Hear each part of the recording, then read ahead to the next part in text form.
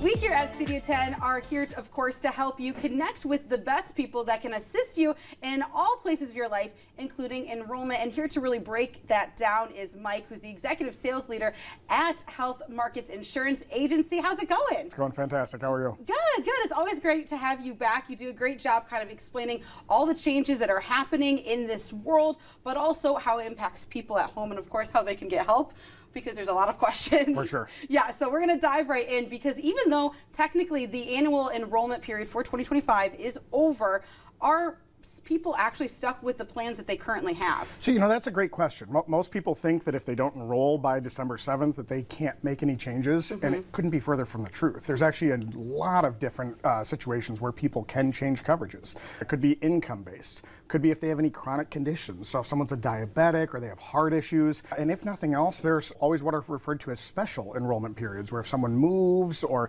has a change in coverage. So my recommendation is just, if you're not happy with your coverage, reach out and see if you're eligible for an opportunity to change, because you very well might be. Yeah, it never hurts to ask. Right.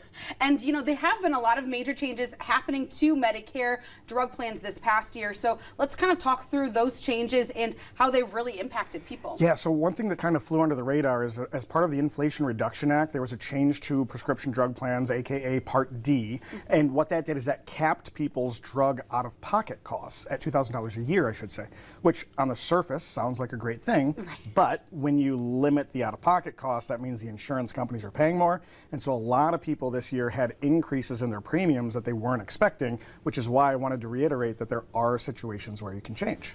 Got it. No, that makes exactly sense. So are there any other changes set to happen in 2026 when it comes to Medicare? Yeah, so there's going to be even bigger ones. Okay. So unfortunately, kind of this cycle of changing premiums isn't a one and done sort of thing. Yeah. This year, what's supposed to happen is the government is kind of shifting what's called the cost sharing. Okay. And so the government's going to pay less and make the insurance companies pay more for 2026. And so that higher percentage that the insurance companies will be responsible for, again, will likely mean either increases in premiums, or for someone on a Medicare Advantage plan, they might see a reduction in benefits since the insurance companies are going to have to pay more. But I have to ask a little bit about the people that are under the age of 65. What changes are happening to them in terms of the insurance Yeah, world? so that's probably the most volatile part of our business. I mean, every single year that industry changes, whether it's really big increases in premiums, changes in deductibles and copays, new administrations, new laws. I mean, every year that industry seems to change very, very significantly. Yeah, and you mentioned administrations. Are there any other kind of changes or things that we should be aware of, expect maybe from this administration? Yeah, so I think what you'll expect from this administration are more options. Okay. The current administration seems to favor, more private options. And so I think in addition to the marketplace, Obamacare, Affordable Care Act options, you'll see a lot of private options. So I know a lot of people are afraid that the marketplace will go away. I don't foresee that happening in the next couple of years, but you definitely will see more options. So for those who have been on marketplace plans, again, shop around, see what else is out there, because there may be different things that you didn't have access to in previous years. And I understand that your services that you provide that are free. Talk a little bit about how that even works and why you want to do this, because obviously you have a passion for it. Right, yeah. That's what a lot of people don't understand, is that they think that they're going to pay for my service, and that's not how it works. You will never pay a penny to me. You will never pay higher premiums through your insurance. Our services are completely free. We get paid by the insurance companies.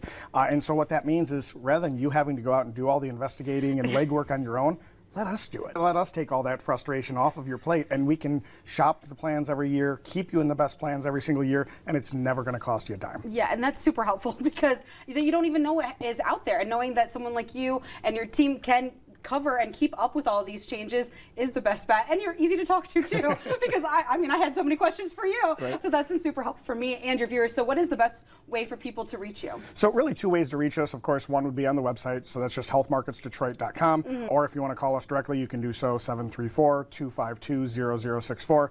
Either way, you'll be connected to someone on my staff who will ask you some questions, set up a time for us to chat personally. You'll typically always wind up chatting with me at the end, but that'll be the first way to get in touch with the office.